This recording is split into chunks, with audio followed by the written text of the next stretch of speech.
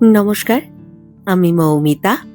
আমার কবিতা পাঠ চ্যানেলে আমার সকল শ্রোতা বন্ধু এবং দর্শক বন্ধুকে আন্তরিক শুভকামনা জানিয়ে আজকের গল্প পাঠ শুরু করছি। আজ আমি আপনাদেরকে পড়ে শোনাব আমার খুব প্রিয় সাহিত্যিক, প্রিয় গল্পকার শ্রী প্রচেত গুপ্তের লেখা একটি খুব চমৎকার, মন ভালো করা ছোট গল্প। গল্পের নাম ছোট মামার বিয়ে। গল্প শুরুর আগে আমার পুরনো কথাগুলি আরও একবার খুব সংক্ষেপে বলে নিচ্ছি। এই চ্যানেলে যারা আমার গল্প পাঠটি শুনছেন তাদের কাছে অনুরোধ, যদি আমার পাঠ এবং পরিবেশনা আপনাদের ভালো লাগে, যদি গল্পটি ভালো লাগে, একটি লাইক করবেন এবং গল্পটিকে আপনাদের প্রিয়জনের মধ্যে শেয়ার করে দেবেন। আর এখনও যারা চ্যানেলটি সাবস্ক্রাইব করেননি তারা অবশ্যই চ্যানেলটি সাবস্ক্রাইব করে আমার সাথে থেকে নিয়মিত শুনতে থাকুন বাংলা গল্প। আর কথা বাড়িয়ে সময় নষ্ট করছি না, শুরু করছি আজকের গল্প ছোট মামার বিয়ে।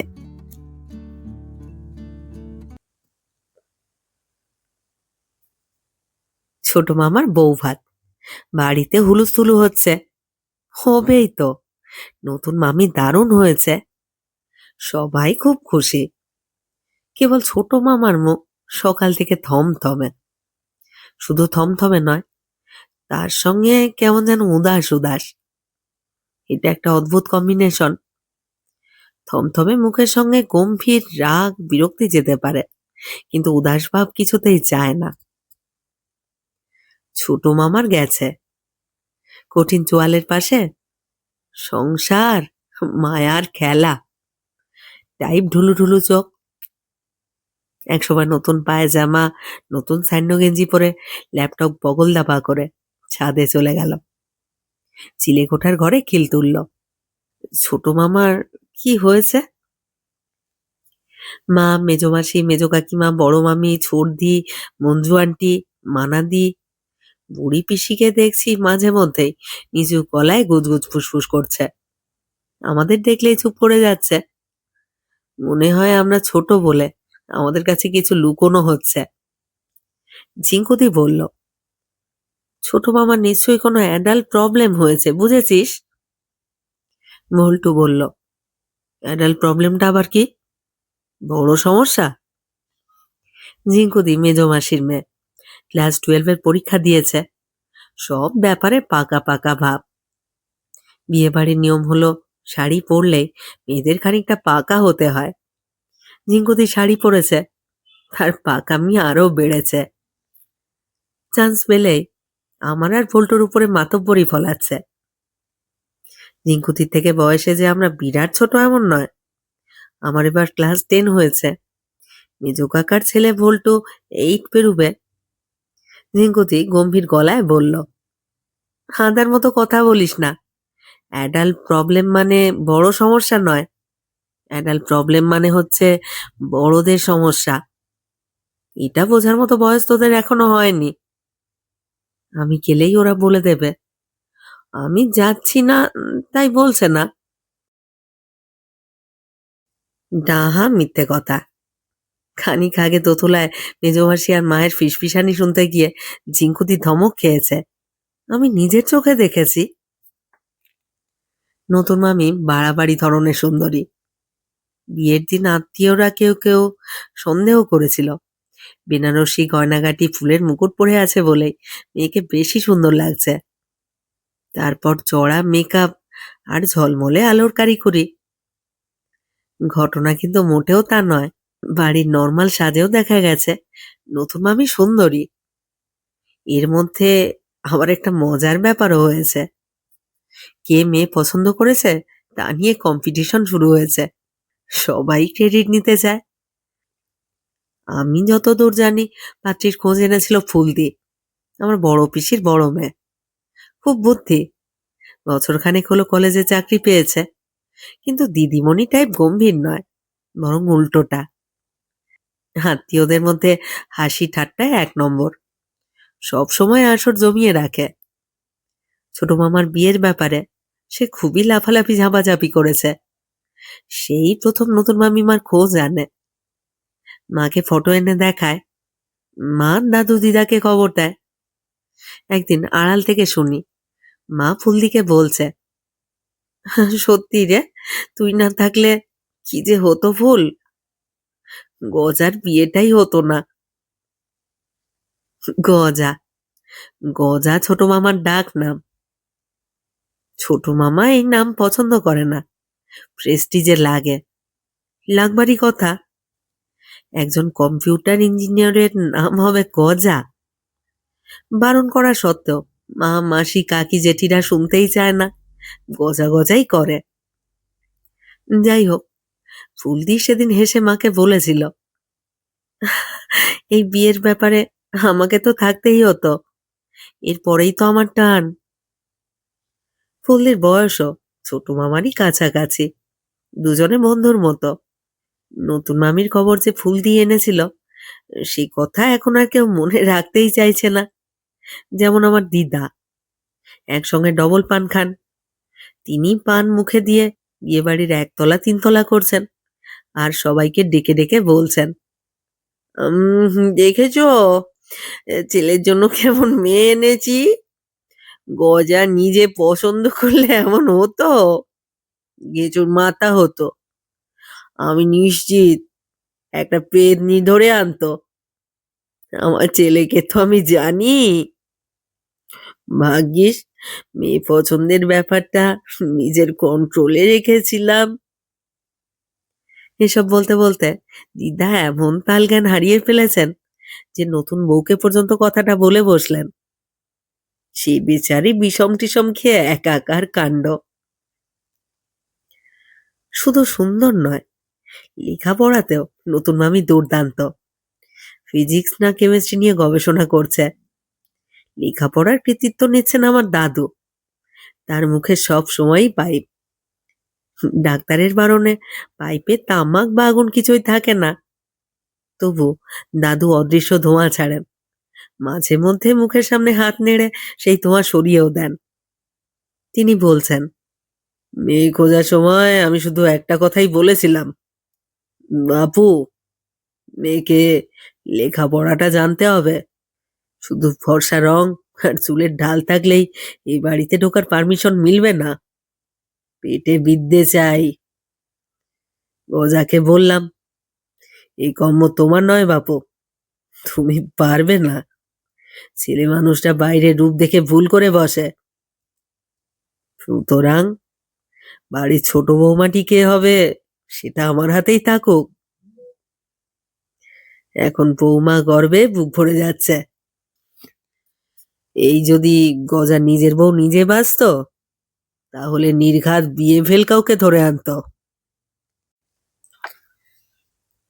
আমার নতুন মামির গুণের লিস্ট এখানেই শেষ নয়, রান্নাতেও সে ওস্তাদ। বড় মাসির দাবি এই বাবদ পিঠ চাপড়ানি তারই প্রাপ্য।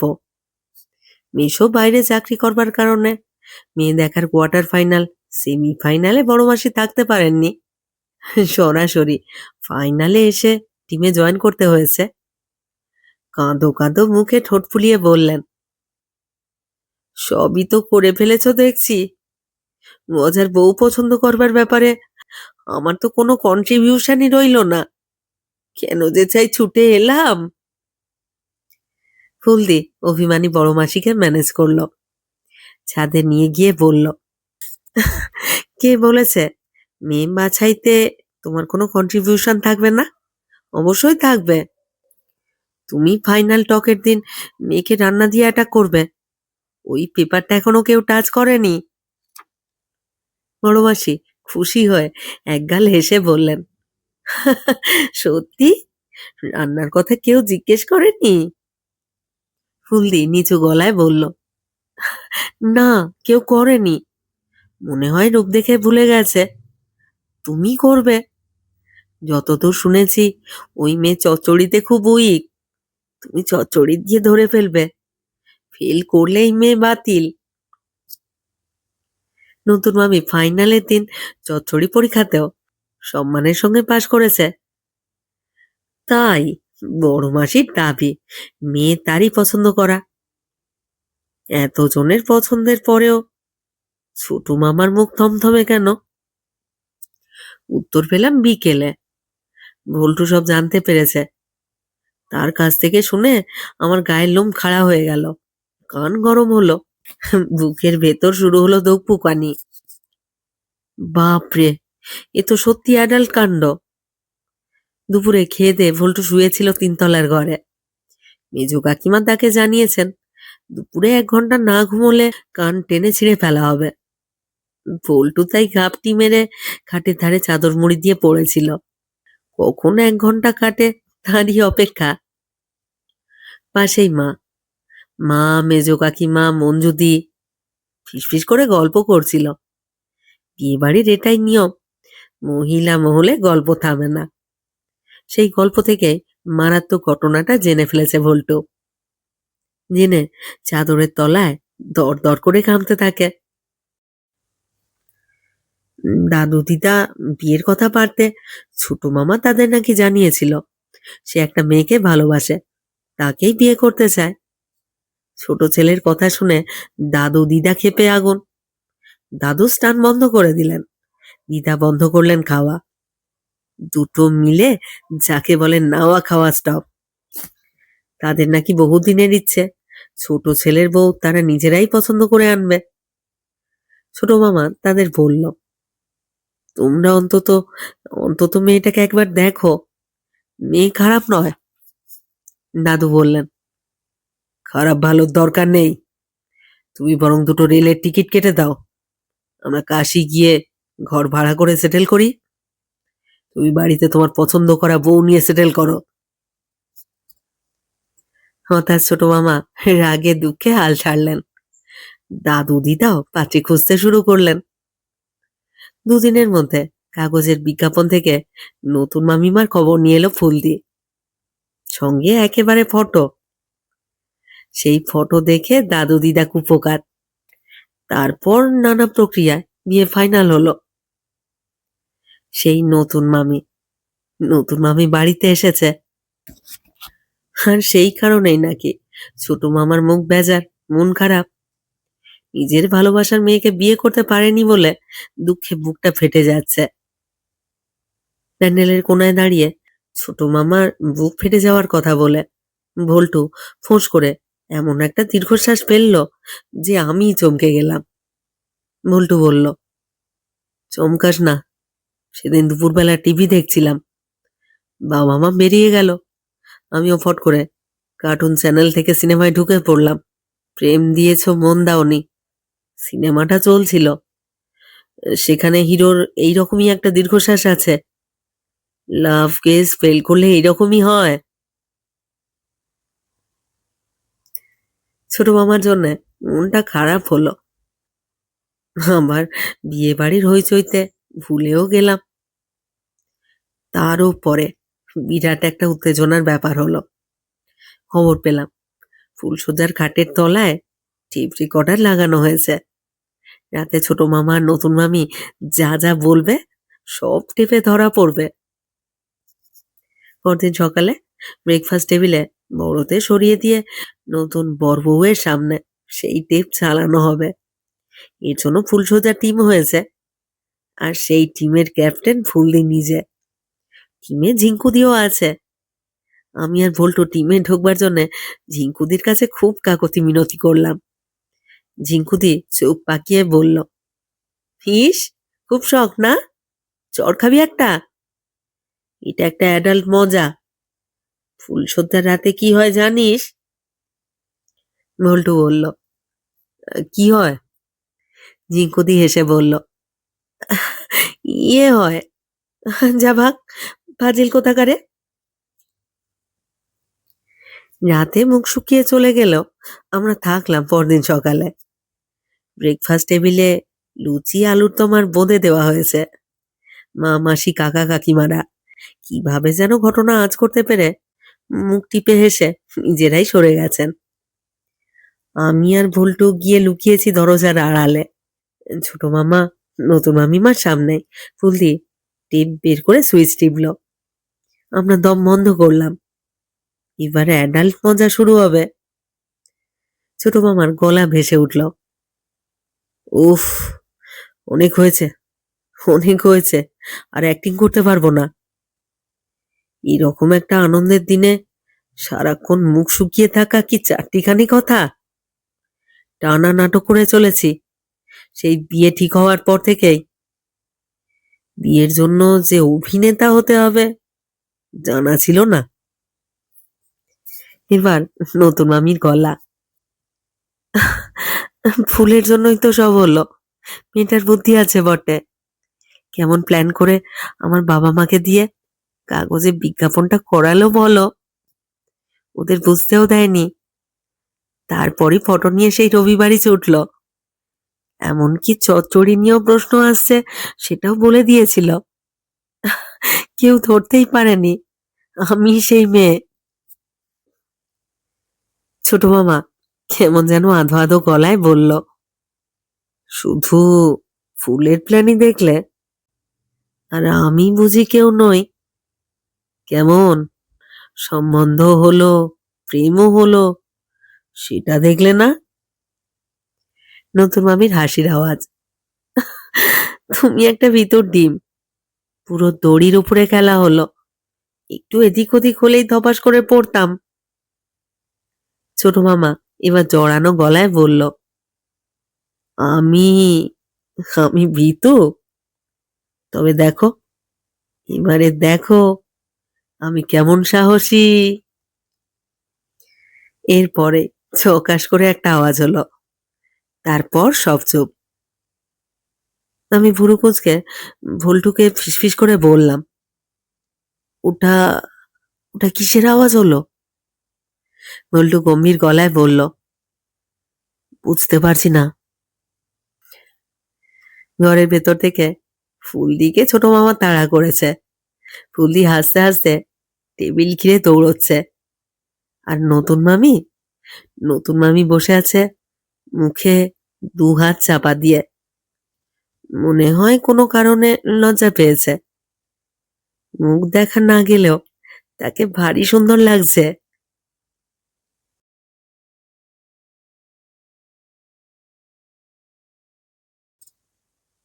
শেষ হলো আজকের গল্প।